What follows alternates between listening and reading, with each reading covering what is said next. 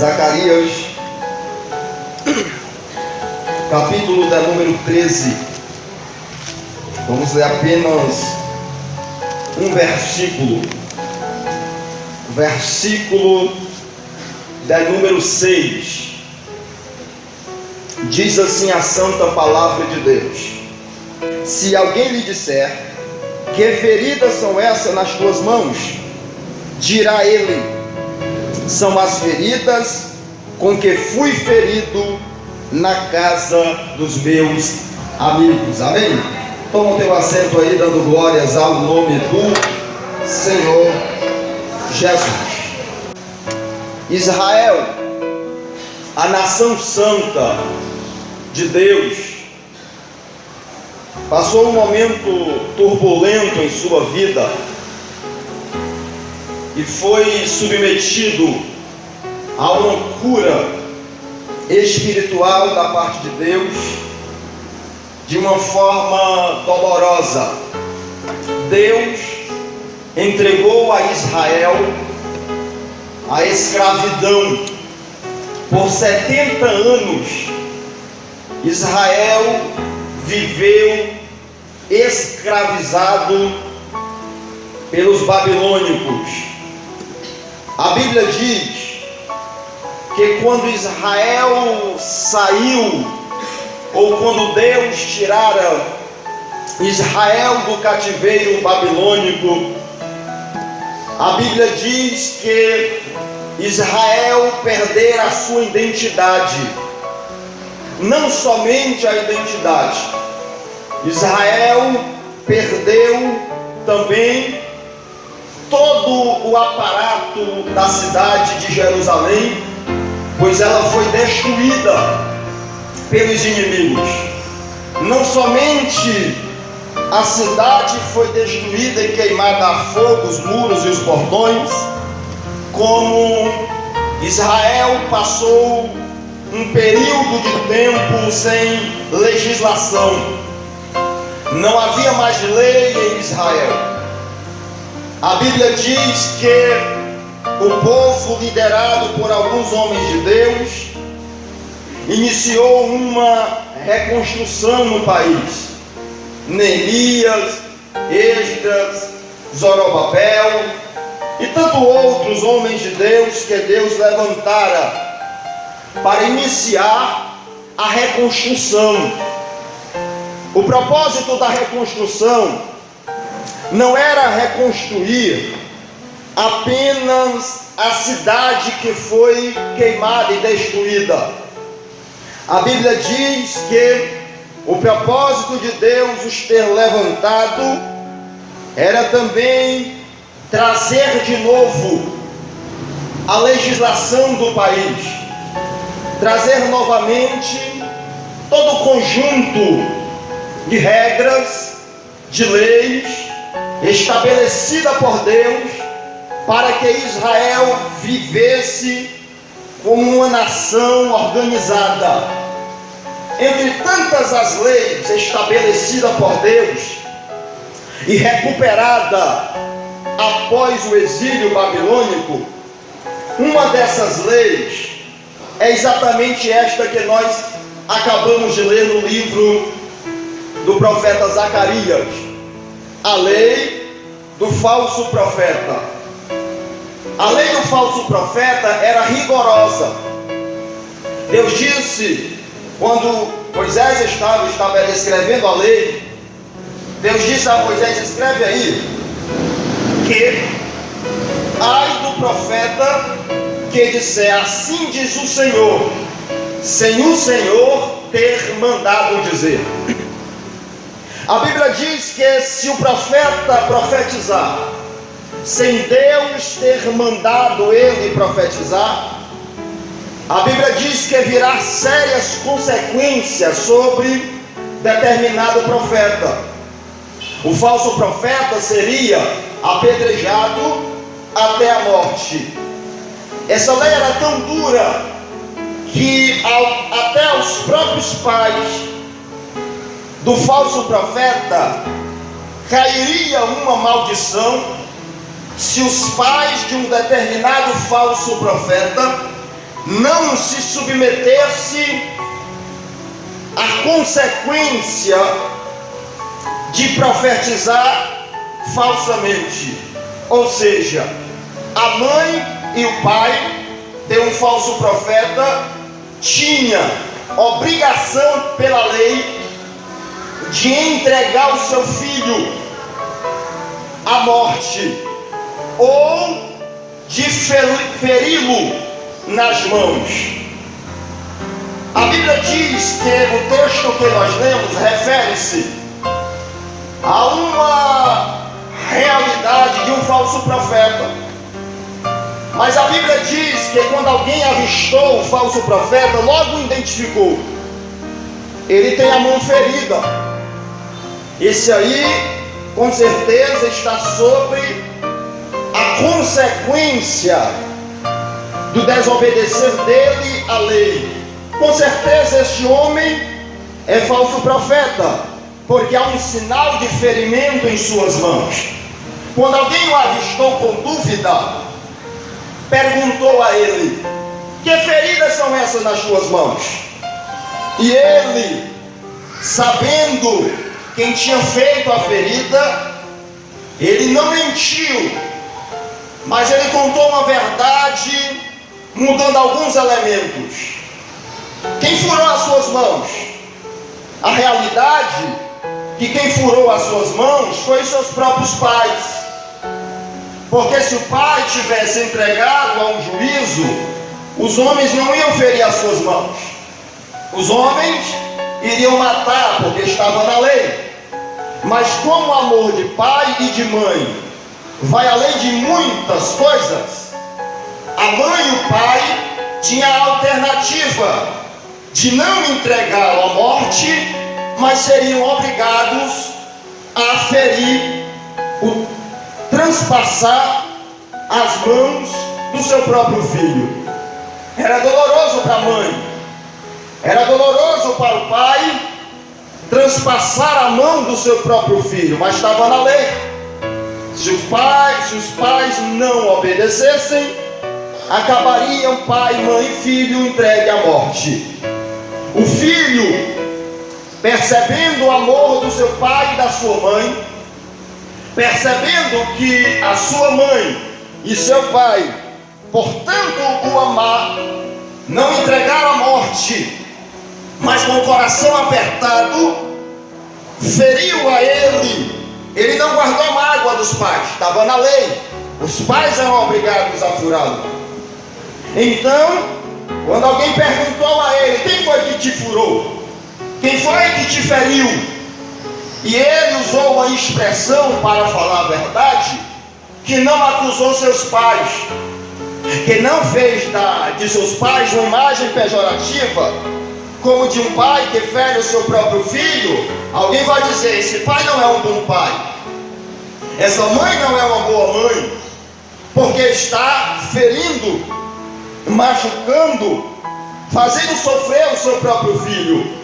O filho, para limpar a imagem dos pais, respondeu: essas feridas são feridas que fui ferido na casa de meus amigos. Ele usou essa expressão, amigos, para dizer: quem me feriu foi alguém da minha confiança. Não vou te dizer quem foi, mas só para te dizer que as feridas não foi o inimigo que me feriu, não foi alguém que tem raiva de mim que me feriu. Essas feridas foram feitas na casa de meus amigos, na casa de quem eu não esperava ser ferido ou atingido. Feridas todos nós temos. Estamos falando de feridas não fisicamente, mas feridas internas. A Bíblia vai mostrar que nós, ou as mais dolorosas feridas, são aquelas que são feitas, que são originadas por alguém próximo. Vou te fazer uma simbologia. Está eu e o meu amigo do meu lado. Aí eu falo para ele: estou contigo e não abro. Topa tudo, vamos lá. Se tiver 10 contra nós enfrentamos os 10 juntos, amém? O cara diz, amém, bora lá. E vão. E de repente, os 10 vêm de encontro os 2, e o rapaz confia no amigo. E de repente, o amigo que passou uma segurança para mim, acaba me traindo. E o ferimento que eu esperava, que era dos inimigos, não veio. Mas o ferimento que eu não esperava, que era daquele que eu confio, que era daquele que eu apostava tudo, que era daquele que eu virava até as costas e sabia que ele iria me proteger. Mas as piores feridas são aquelas que são feitas pelos nossos próprios amigos. As feridas mais dolorosas da vida são aquelas feridas que foram feitas por quem nós jamais esperávamos. A Bíblia está falando dessa ferida. A Bíblia está falando da ferida feita por alguém que nós não esperávamos que fosse feito. Perante Deus, nós chegamos e dizemos: Deus, me feriram, fui traído. Eu não esperava que fulano de tal, que ciclano, Bertrano fizesse essa covardia comigo. O Senhor viu a injustiça, nós oramos assim, o Senhor viu a injustiça que fizeram comigo, faz justiça por mim. Só que em alguns casos, ou na maioria dos casos, essa oração ela é desprezível perante Deus. Por mais certo que nós estejamos, que nós somos vítimas na história, porque nós só nos concentramos nas feridas que nos causaram. Nós somos justos quando nós vamos, apresentamos perante Deus e apresentamos a Deus as feridas que nos causaram, ausentando e nos fazendo de vítima, e tentando lançar em um mar do esquecimento, em um baú do esquecimento, e esquecermos que, se por um lado eu tenho feridas que me causaram, por outro lado alguém tem feridas que eu causei.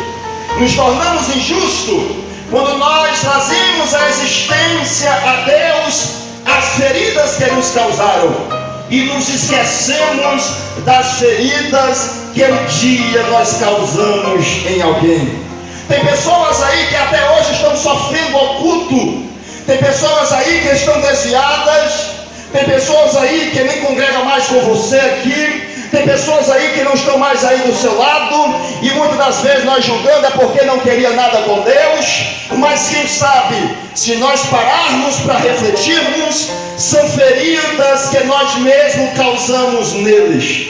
São feridas que nós, sem pensarmos, com uma palavra mal elaborada, com uma ação reprovável perante Deus, com uma palavra pesada, com uma ilustração indireta, no meio que tem muito na igreja essas coisas mundanas, pecaminosas e diabólicas. Usamos os púlpitos para mandar indireta para alguém. Isso não é de Deus, isso é coisa do Satanás, e isso perante Deus se torna injusto.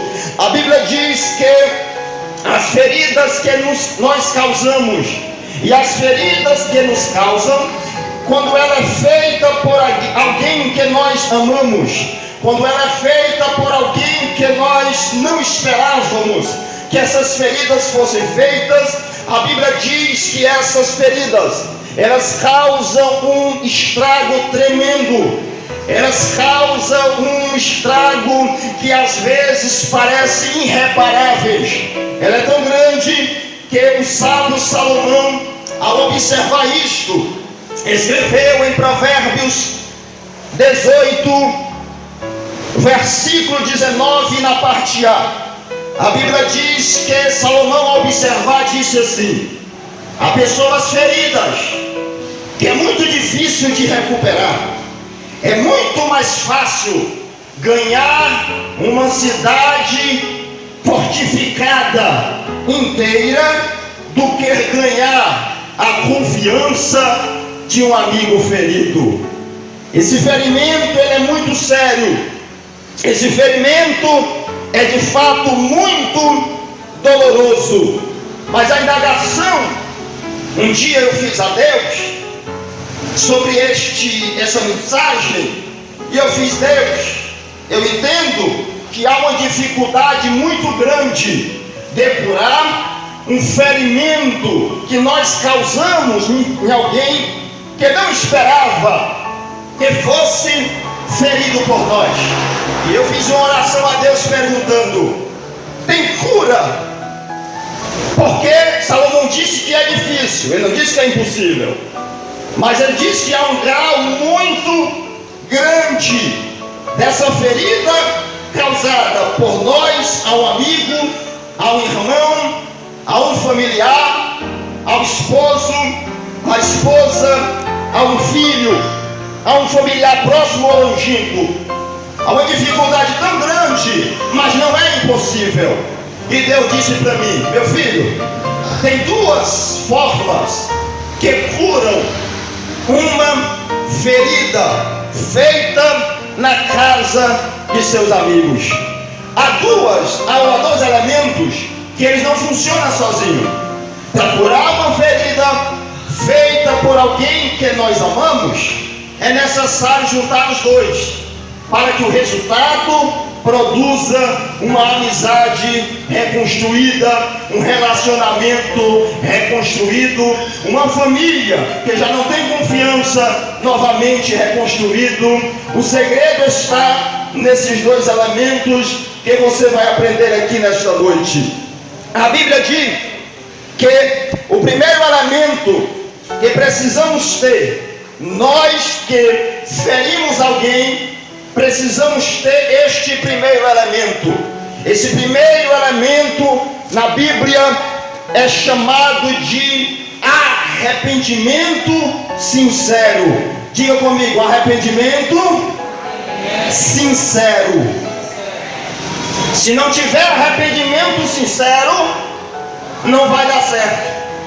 O destroço vai continuar, a mágoa vai continuar, a divisão vai continuar, aquela velha amizade que se quebrou não vai mais ter, não vai ser mais possível existir se não houver um arrependimento sincero. Abra comigo a sua Bíblia no livro no Evangelho segundo escreveu Mateus, capítulo de número 5.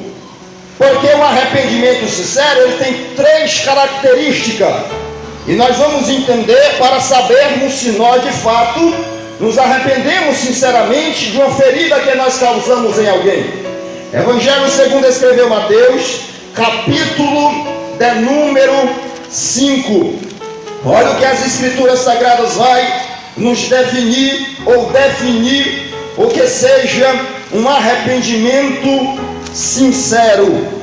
Primeira característica de um arrependimento sincero é eu sair do meu lugar de conforto e partir em direção à pessoa em que eu feri. Eu preciso primeiro identificar quem é que está ferido por minha causa. Segundo, cai o arrependimento. A primeira característica é ir de encontro à pessoa ferida. Cheguei lá, pregador, vou fazer o quê? Versículo de número 23. Portanto, se trouxeres a tua oferta ao altar e te lembrares de que teu irmão tem uma ferida, tem algo contra ti, não me adora, deixa diante do altar a tua oferta e vai até ele que está ferido e reconcilia-te primeiro com teu irmão, e depois vem e apresenta a tua oferta. Reconcilia-te depressa com teu irmão, que agora não é mais teu irmão, ele está ferido, se tornou teu adversário. e enquanto estás no caminho com ele, reconcilia-te, para que não aconteça que ele, que agora é teu adversário, não faça reclamação de ti ao juiz que é Deus, e o juiz te entregará a um oficial e te encerrará na prisão. Em verdade te digo que de maneira nenhuma sairás dali enquanto não se arrependeres. Viver o evangelho é isso. Porque meu pastor lá em Fortaleza sempre diz: se você aprendeu a ferir, aprenda também fazer o remédio para curar. E o remédio para curar um ferido que nós ferimos é quebrar o nosso orgulho, é rejeitar o nosso ego, se humilhar e ir de encontro a ele e dizer: me desculpa, porque eu não queria ter te ferido. Me perdoa, porque eu não queria ter te machucado. Nós somos irmãos em Cristo. Nós somos, ou nós éramos amigos. Nós somos pai e filho, nós somos irmãos, nós somos mãe e filho, nós somos primos, nós somos parentes. Me perdoa se eu não faço isso. A Bíblia diz que eu estou entregue a uma prisão espiritual, quando eu não curo uma ferida que eu causei no irmão, e o irmão guarda mágoa no coração de mim. São duas vagas no inferno preenchida, tanto a que guardou mágoa, tanto aquele que causou a mágoa no coração. Nós pensamos que ir para o céu é aceitar Jesus e estar de boa. Eu posso aceitar Jesus e posso queimar todo mundo na igreja. Eu posso aceitar Jesus e posso puxar tapete para a gente cair. Vai nessa. Eu posso aceitar Jesus e posso levantar calúnia contra o meu irmão. Vai nessa que você está enganado, iludido, caminhando a passos largos para o inferno. Você está preso espiritualmente, e a Bíblia está dizendo: se vieres à igreja, se vieres adorar e te lembrares que alguém tem algo contra ti, larga a tua adoração no altar. Olha o que a Bíblia diz: corre lá, reconcilia-te depressa, porque é muito sério o que vem contra ti. Isso é Bíblia Sagrada, não é oba-oba não, faz o que quer, vamos lá, vai lá.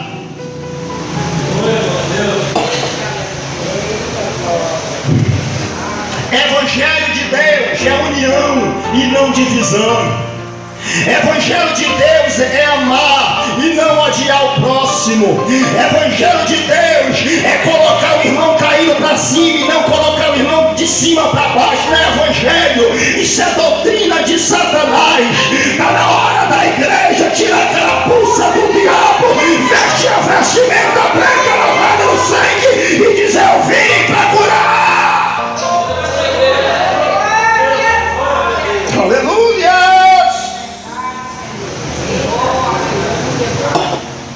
Estou arrependido, pregador. Eu já pedi perdão. Foi lá, fui não. Veio aqui no coração. Vai nessa. Você está se enganando, irmão. Porque para ferir você foi até o irmão, né? Disse mesmo, tá nem aí. Vai. Foi. Para machucar, humilhou mesmo. Pisou, ó. E nem tá matando besouro que enche o saco. Né? Foi até o irmão para ferir. Jesus está dizendo: arrependimento é ir até o irmão, tirar o peso dos pés, juntar nas mãos e curar as feridas que não foi Satanás que causou, foi nós com nossa ignorância, foi nós com nossa falta de cruz no coração, com nossa falta de obediência à palavra de Deus. E está na hora da gente parar de viver de oba-oba e começar a viver a Bíblia Sagrada como ela é. Arrependimento aí até lá. E aí, pregador, acabou nada. Começou agora. Arrependimento, para ser arrependimento, além de eu ir lá, Romanos 12, 18, eu preciso fazer a minha parte, porque a minha parte não é só ir lá.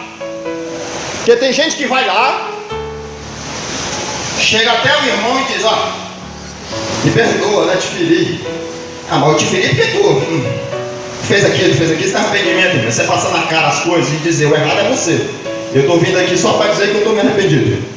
Arrependido é fazer a sua parte, é chegar lá. E a Bíblia diz assim, Romanos 12, 18, a Bíblia diz 18, 19: se possível e se depender de vós, tenha paz com todos. O que é isso? É que se eu ferir, eu não vou só lá, eu vou promover a paz. Eu vou chegar e não vou dizer: eu fiz porque você fez. Não, isso é coisa. Quem quer promover a paz não vai acusar. Quem quer promover a paz e está arrependido vai reconhecer. Entenda isso. Quando você estiver arrependido e você tiver no seu coração acusação contra quem você supostamente está arrependido, você não está arrependido coisa nenhuma. Porque arrependido, a pureza do arrependimento é reconhecimento total que falhei. E não pode haver 1% de eu fiz porque o outro fez, eu fiz porque o culpado foi. Não existe. Arrependimento é 100% de reconhecimento que errei. Terceira característica que comporta um arrependimento sincero. Evangelho segundo escreveu João, capítulo da número 5. A Bíblia diz que Jesus curou um paralítico que estava à beira de um tanque lá, que supostamente a tradição diz que o monge descia, quem descesse primeiro era curado. E a Bíblia diz que Jesus foi lá, esse senhor já estava há 30 e poucos anos lá, paralítico, e não conseguia pular porque era paralítico, não tinha como ir, porque o primeiro que caísse era curado, ele jamais ia ser curado por conta que não tinha como andar e mergulhar no tanque. E Jesus chegou e disse assim: quer ser curado? Ele disse: Senhor, não tem ninguém que me leve lá para o tanque, como é que eu vou ser? Já estou aqui tantos anos. E Jesus: você quer? Diz: eu quero, mas não tem como. E Jesus disse assim: não, agora levanta, toma o teu leito, leva nas costas e vai para a tua casa. E o homem pegou, botou o leite, e depois de 33 anos, se não fala a memória, paralítico, ele saiu com a cama andando nas costas e nem agradeceu, ele foi. Mas a Bíblia diz que algumas horas depois, Jesus estava pregando ali perto. Aí lembrou: não, 30 e poucos anos eu preciso agradecer. Aí encontrou Jesus. Versículo 14 do capítulo 5 do Evangelho de João diz assim: depois Jesus o encontrou no templo e disse a ele: eis que estás curado, não peques mais, para que não te suceda algo pior. Sabe o que é arrependimento? É eu ferir o irmão. Arrependimento é eu ir até o irmão, chegar lá. Segundo, reconhecer que eu errei, eu feri. Terceiro, e eu nunca mais o ferir como eu feri. Isso é arrependimento sincero. Arrependimento sincero é eu ir ao irmão, reconhecer que errei e dizer a ele de uma forma sincera: nunca mais eu farei isso com você. Porque há uma consequência grande. Jesus disse: não erre novamente ao paralítico. Por quê? Porque pode ou haverá de acontecer algo pior na tua vida. Sabe o que é isso? Eu vou fazer uma simbologia para você entender. O marido trai a esposa. Aí ele chega para a esposa, ele vai até ela, um arrependimento sincero, ele vai praticar pela metade. Ele vai até ela e diz: amor, me perdoe, eu errei. Foi lá, fez a parte dele, mas na hora do terceiro ponto, para concluir um arrependimento sincero, é não mais praticar ele diz assim: ó, te prometo nunca mais, ó, você é a mulher exclusiva na minha vida, é só você e mais ninguém. Aí a mulher: vou perdoar. Só que ele pega e faz o quê? Faz de novo. Aí quando ele for lá e vem na história, me perdoe. Na segunda vez a mulher dá um pé na bunda dele, ele vai-se embora, meu filho. Vá-se embora, porque não quero mais você na minha vida. E ele vai lá, com o coração cheio de amor ainda pela mulher, sofrendo, mas sucedeu algo pior. Porque enquanto ele estava dentro, estava de boa. Mas como ele não teve arrependimento sincero e praticou novamente, algo pior aconteceu. A separação definitiva veio. Então, um genuíno ou um arrependimento sincero é ir, reconhecer que errou e nunca mais fazer a ferida que nós acabamos de ferir.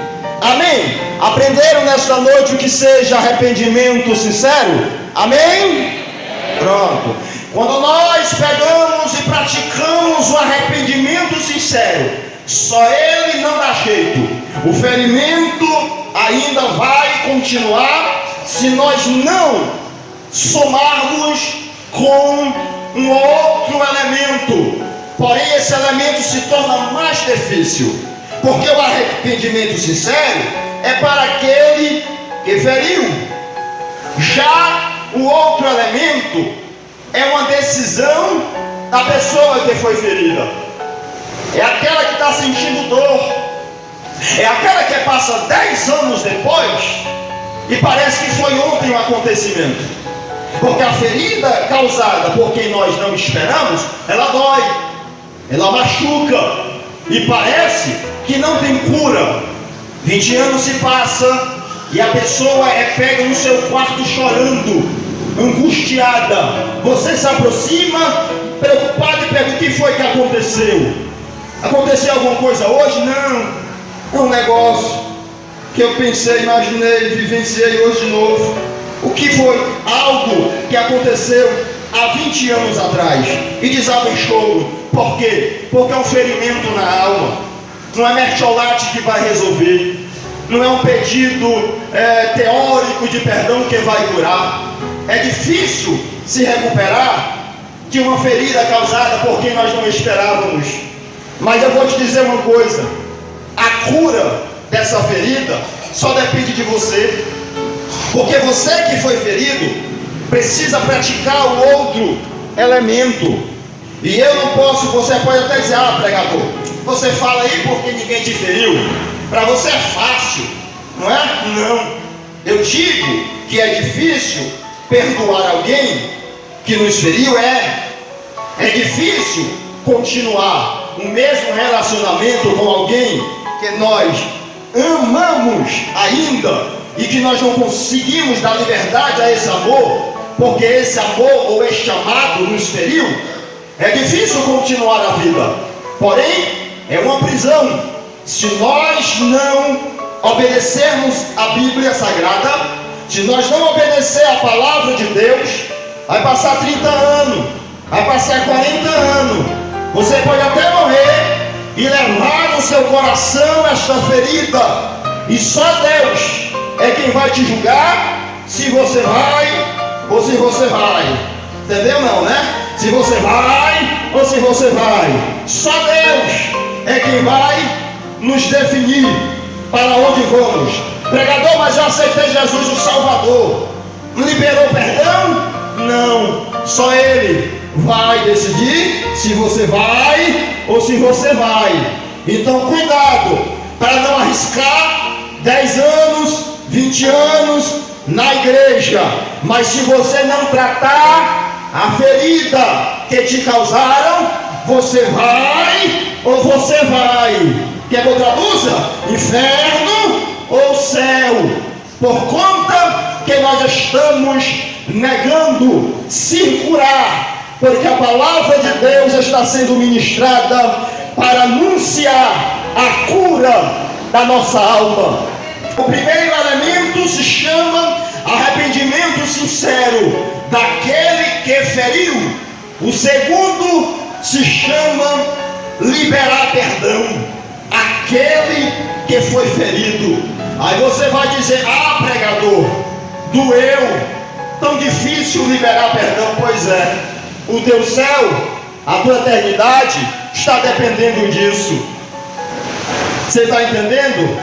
O céu, o lugar em que você almeja ir direto. Aqui na igreja, eu quero ir para o céu, glória a Deus, vou me encontrar com Jesus. Se nós não liberarmos perdão, quem sabe você se encontra com Genésio no inferno, mas não encontra com Jesus no céu.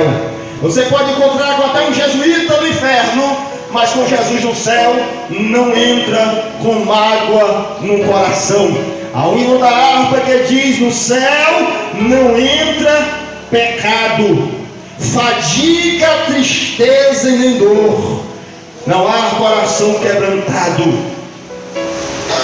Escute, liberar perdão é um desafio de quem foi ferido. Mas deixa eu te dizer, eu tenho um professor que eu vou te apresentar aqui. Você pode dizer: a minha dor é grande, né?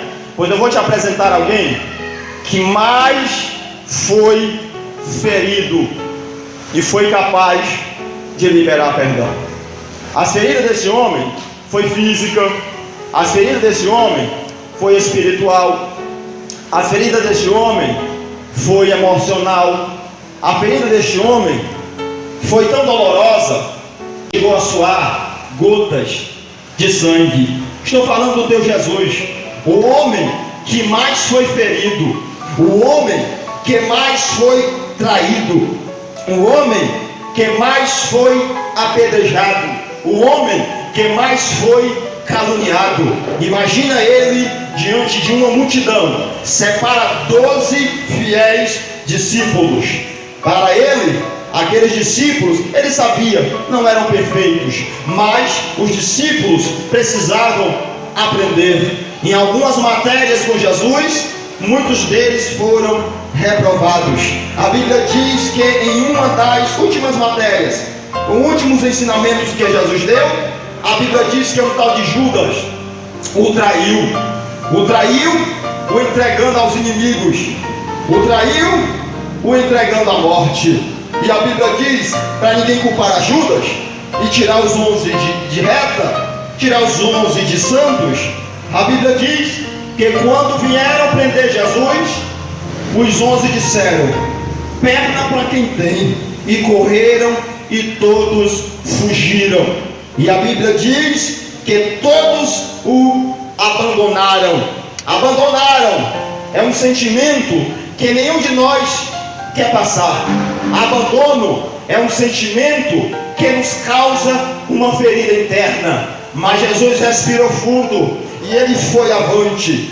Porém, outros ferimentos sobrevieram, porque quando os soldados o prenderam, a Bíblia diz que pegaram o nosso Jesus e espancaram ele, e esbofetearam ele. E eu fico imaginando uma coisa: enquanto esbofeteavam Jesus, surgia no meu ouvido, quando eu estava fazendo essa mensagem, a voz do Espírito Santo perguntando para mim e perguntando para você. Porque se você fechar os teus olhos e imaginar um Jesus sendo esmurrado no rosto, o rosto dele vai ficar inchado, os seus olhos vão fechar, o seu rosto vai ficar roxo e dolorido, e o Espírito Santo vai perguntar a Jesus: que feridas são essas no teu rosto? E Jesus iria dizer: essas feridas foram feridas feitas na casa dos meus amigos. Não somente essas feridas, a Bíblia diz que o Senhor Jesus foi levado a um sinédrio de decisão.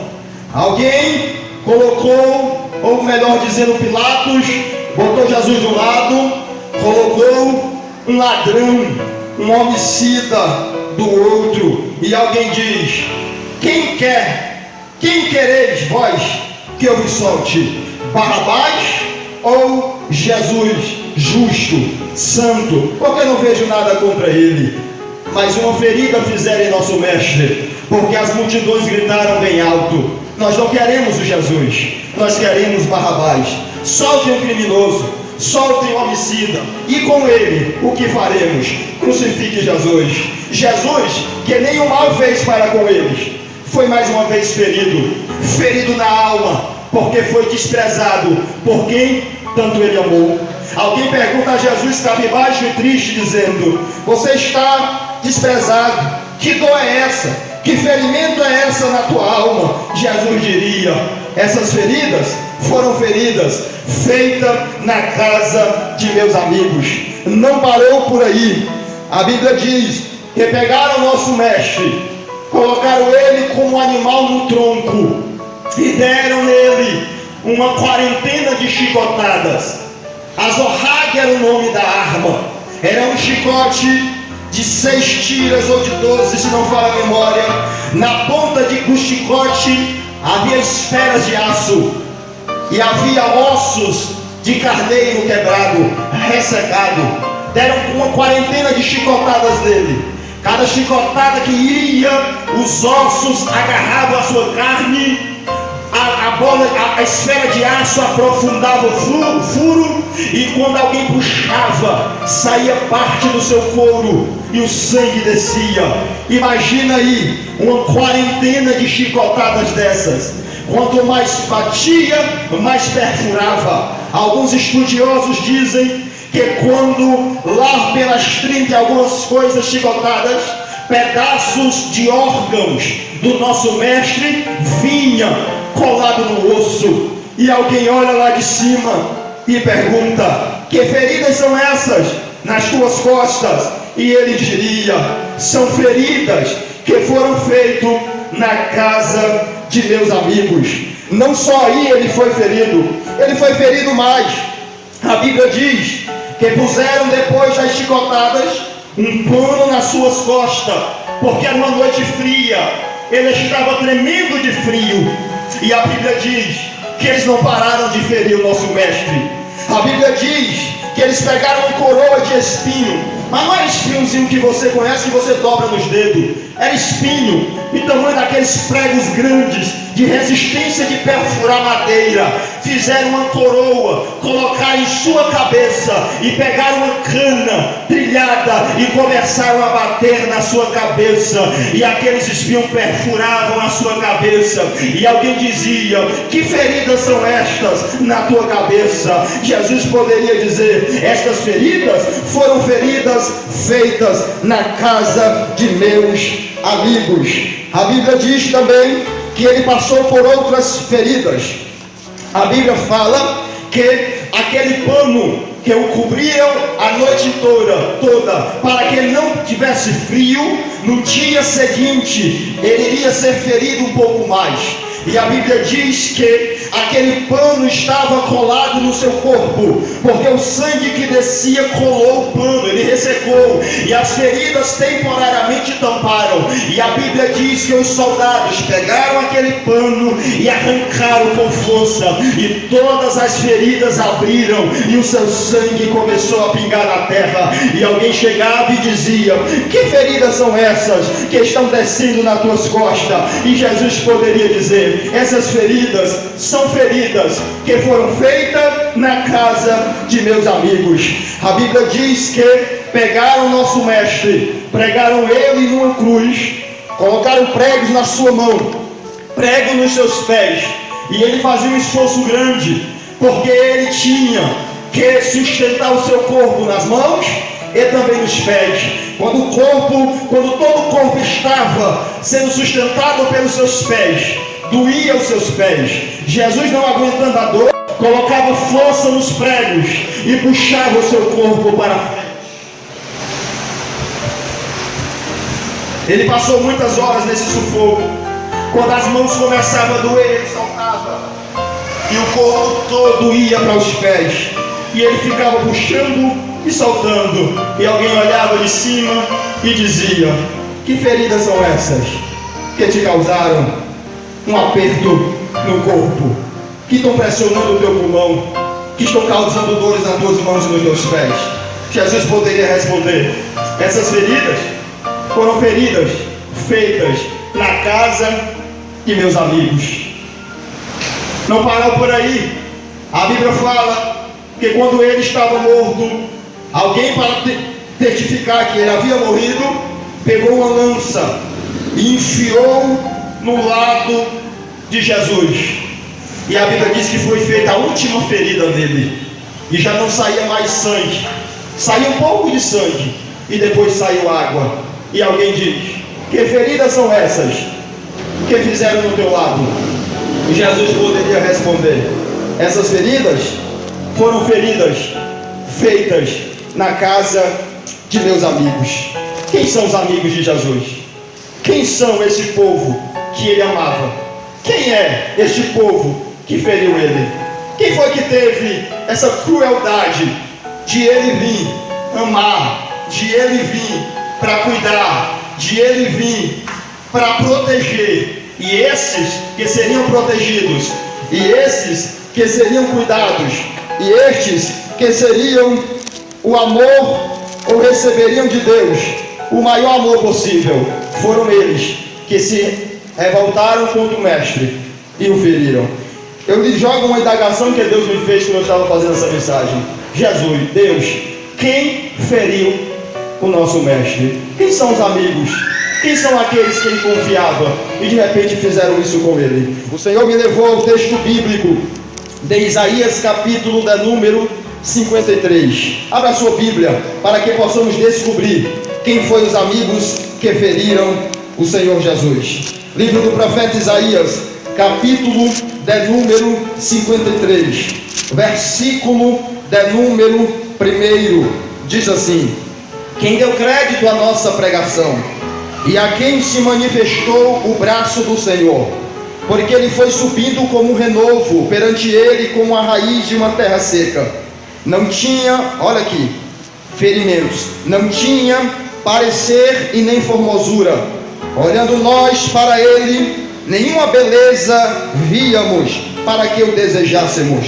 Ele se tornou desprezado, o mais indigno entre os homens, homem de dores, experimentado nos trabalhos, e como de quem os homens escondiam o rosto, era desprezado, e não fizeram dele caso algum. Verdadeiramente, ele tomou sobre si todas as nossas enfermidades, e as nossas dores levou sobre si, e nós o reputávamos por aflito, ferido de Deus e oprimido. Mas ele foi ferido pelas nossas transgressões e moído pelas nossas iniquidades. O castigo que nos traz a paz estava sobre ele. Quando eu descobri isso, eu chorei. E eu disse: as revoltas que eu tinha era com o soldado que tinha ferido. As revoltas que eu tinha era com quem deu 40 chicotadas nele que arrancava a carne. A revolta que eu tinha era de quem pegou uma cana trilhada e bateu para entrar o espinho em sua cabeça. A revolta que eu tinha era daquele homem que puxou o lençol e o sangue desceu. A revolta que eu tinha era daquele que lançou uma lança e desceu sangue e água. Mas Jesus me confrontou e disse: tudo isso só aconteceu porque um dia você pecou. Ele foi ferido por causa do teu pecado. Ele foi ferido porque um dia eu pequei. E tem gente por aí que diz: ele morreu de besta. Eu nem conhecia ele. Quando Jesus escuta isso, lágrimas descem, porque é amigo de Jesus. Eu amo esse Jesus. Jesus ama essa pessoa. Eu quero saber nesta noite quanto você ama Ele, quanto você é grato a Ele, porque a chicotada era para ser em mim e você. E Ele disse: eles pecaram, eu não vou permitir que eles sofram. Eu vou ser ferido por causa dos pecados dele. É por isso que para o homem morar no céu, ele precisa ter um arrependimento sincero. É por isso que para mim morar no céu, eu preciso chegar até Jesus e dizer: Deus, me perdoa, porque eu te feri. Jesus não era para ir atrás de ninguém, porque arrependimento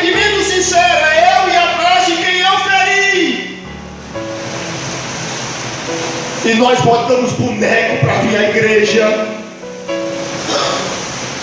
E nós queremos a igreja uma vez, como se ele não merecesse que nós viéssemos todo dia. Porque se eu firo ele todo dia, porque eu peco todo dia, eu deveria ir a ele todo dia para me arrepender. Glória a Deus. Sabe por que você precisa liberar perdão para alguém que te feriu? Porque você não sofreu mais do que ele. Porque se você foi traído, ele foi traído mais do que você. Sabe o que foi que ele fez? Sabe qual foi a última palavra dele na cruz? Pai, perdoa eles. Perdoa eles que me feriram. Eles não sabem o que fazem. Jesus não levou para o céu a mágoa de nossos pecados. Jesus não levou para o céu as mágoas das minhas feridas. Ele antes que carregou tudo aqui, mas quando alguém disse ele vai levar para o céu a mágoa da humanidade ter pecado, Jesus abriu a boca e disse: eu libero perdão.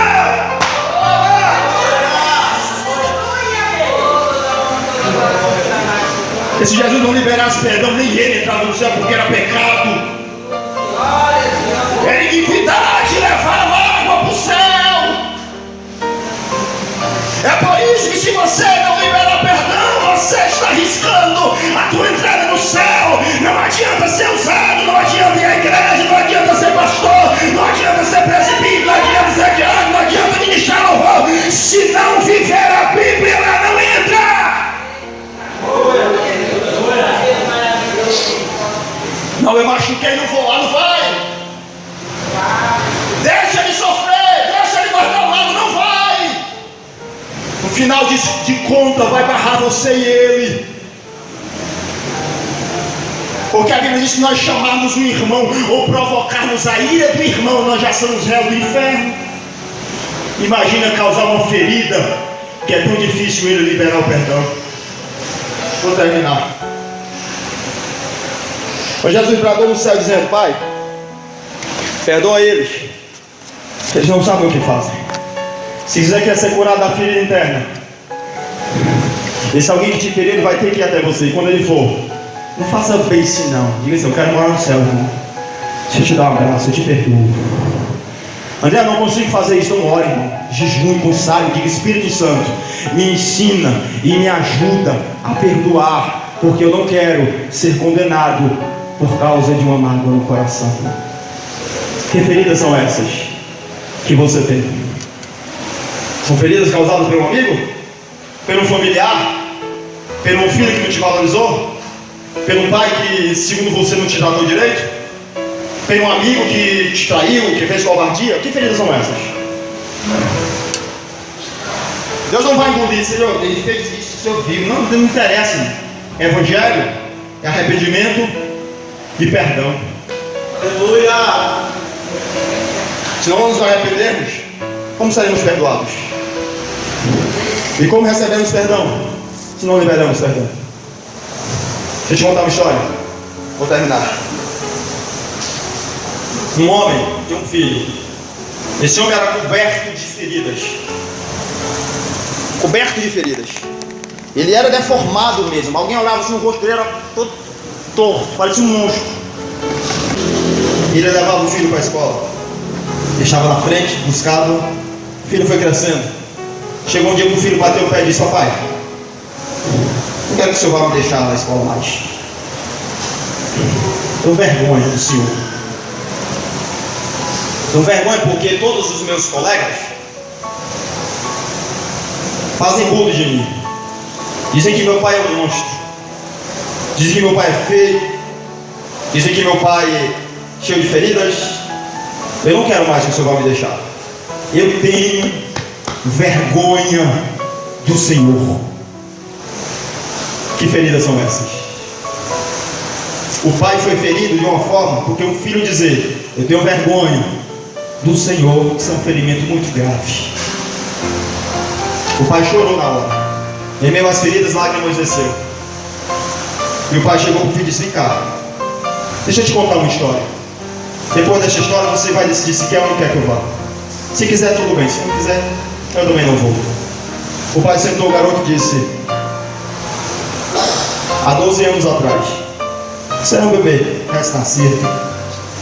Não tínhamos luz, corrente elétrica. A nossa casa era casa de taipa, humilde, simples. E nossa luz era uma lamparina. Uma noite, estava ventando muito.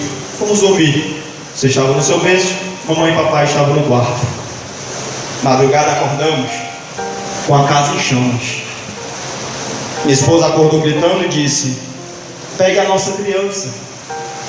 E o tempo que eu fui buscar você, mamãe morreu no incêndio. Quando eu cheguei no seu quarto, o fogo estava cercando o seu bercinho. O bercinho já estava em chamas, você chorava muito. E eu tinha que decidir algo, senão você morria. Eu tinha que entrar no meio das chamas, colocar você entre os meus braços e te levar seguro. Essas feridas foram por causa de você, meu filho. Meu corpo está todo queimado, e por causa dessas feridas você hoje está vivo. O filho chorou e disse: papai, me perdoa. Me desculpe pelo que eu te falei. Eu não tenho vergonha das suas feridas. Eu tenho orgulho delas. Porque foi atrás desse teu ferimento que hoje eu tenho vida. É isso que nós temos que fazer com o nosso Cristo. Honrar as feridas de Jesus. Aleluia! Honrar as chicotadas. Honrar os pregos da cruz. E nunca mais ter vergonha de dizer glória a Deus dentro da igreja. Aleluia. Louvado seja o nome do Senhor. É por isso que a igreja é conhecida como igreja pentecostal, igreja barulhenta, porque é uma igreja que reconhece as feridas do Senhor Jesus. É uma igreja que não tem vergonha de dar glória. É uma igreja que não tem vergonha de dizer aleluia. É uma igreja que não tem vergonha de dizer louvado seja o nome do Senhor. Hoje eu ouvi alguém dizer assim: por que gritar? Jesus não é surdo. Jesus não é surdo, não. Jesus é digno de toda honra e glória. Que feridas são essas? São feridas que eu e você causamos. E se quisermos morar no céu, por causa do nosso pecado, é necessário ir até Jesus e dizer: Senhor, me perdoa. Porque quem te causou essas feridas foi Ele. Jesus já fez a parte dele. Lá do céu gritou para todo mundo e está escrito na Bíblia: eu já te perdoei. Estou esperando que você venha até a mim e se arrependa dos seus pecados, para que eu possa te salvar, para que você possa ter vida e vida em abundância. Amém? Eu quero terminar fazendo um convite. Você que reconhece que pecou um dia, você feriu Jesus. E se você feriu, você carece de curar a ferida de Cristo. E só tem como curar quando você se arrepende. Vem até Jesus nessa noite. Arrependimento sincero, volto a repetir, é ir de encontro ao Senhor Jesus. Vem até Jesus. Receba Jesus como seu único e suficiente Salvador. Porque tem gente que diz assim: hoje não. Hoje não. Eu vou para a escola, papai, e tenho vergonha da tua ferida. Hoje não. Porque quem entende que Jesus foi ferido para que eu possa ter vida, não ficava pensando hoje não.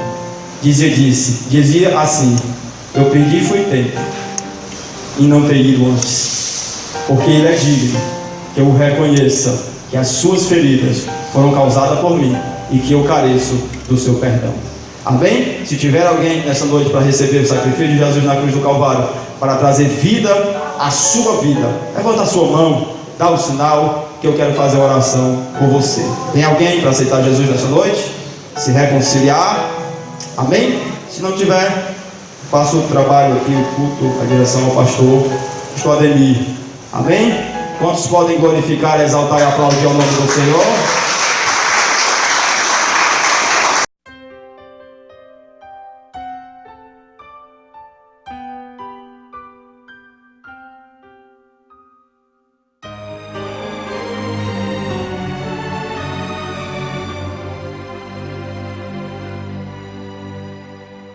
Como vai a sua vida? É bom desabafar tudo o que sentes. Não pode desanimar, precisa suportar até o fim. Imagine lá no Calvário, Jesus Cristo foi por ti crucificado. Escravos em suas mãos, com amor no coração, tudo isso por você. É difícil carregar a cruz que ele levou, carregou sem reclamar. É impossível esquecer sua morte lá na cruz. Lembranças de Jesus, lembranças de Jesus.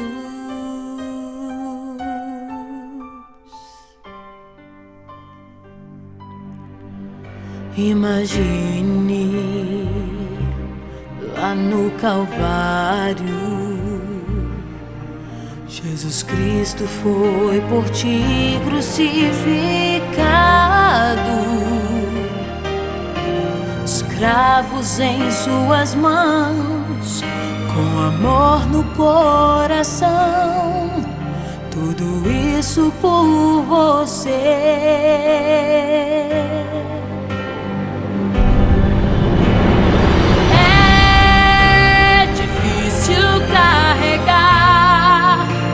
A cruz que ele levou, carregou sem reclamar.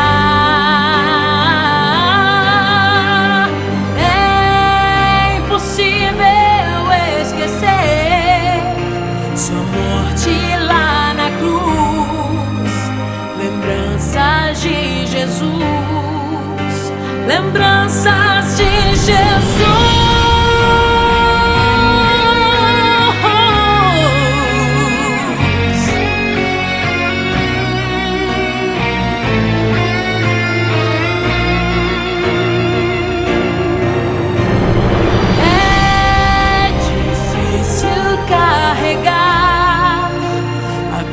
Que ele levou, carregou sem reclamar.